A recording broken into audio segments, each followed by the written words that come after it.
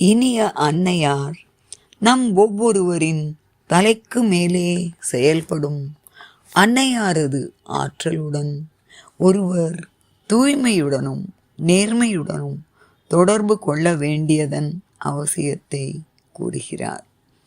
இத்தகைய தொடர்பு ஏற்படுவதற்கு ஒருவரது சைத்திய உணர்வு முன்னே வந்து அவரது வாழ்வை நடத்தி செல்ல வேண்டும். அன்னையார் மேலும் கூறுகிறார், அவரது செயல்கள் எல்லாம் அவரது ஆழ்ந்த ஜீவனின் அக வாழ்வின் வெளிப்பாடாக இருக்க வேண்டும்.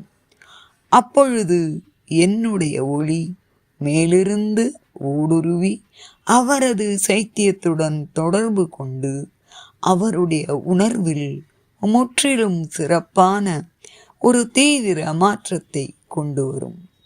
இவ்வாறு அழைக்கப்படும் போது நான் எளிதாக அவருக்குள் நுழைந்து அவரது உணர்வுடன் கலந்து ஒரு பூரண ஐக்கியம் ஏற்பட முடியும்.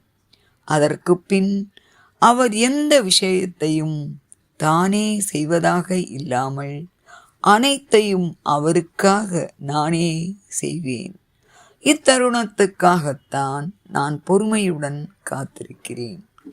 அந்த நபரது அகந்தை தன்னை உயராத்மனுக்கு திறக்கும் பொழுது பேருண்மை அவருக்குள் கீழே இறங்கி அவரது வாழ்வை நிர்வகிக்கும் போது நம்பிக்கையூட்டும் அந்த நாளை நான் காண்பேன்.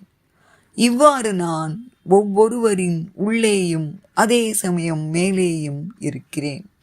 ஆனால் அவர் என்னை மேலே காண வேண்டுமானால் என்னுடன் ஒரு தொடர்பை ஏற்படுத்தி கொள்ள வேண்டும். இத்தருணத்தில் அன்னையார் சாதகரிடம் நமக்கும் வழிகாட்டும் குறிப்புகளை அளிக்கிறார்.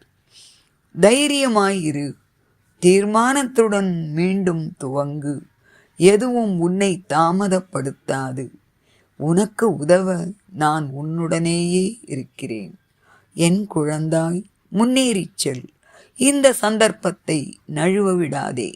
இத்தருணம் மனிதனது சிறிய வாழ்நாளில் ஒரு முறைதான் வரும். ஆனால் உன் தீவிர முயற்சி அப்பாதையை சுருக்கிவிடும். நான் உன்னுடன் உன் பக்கத்தில் வழிகாட்டியாக இருந்து செயல்படும் போது இந்த வழி சுருங்கி உன்னால் அடையக்கூடியதாகிவிடும்.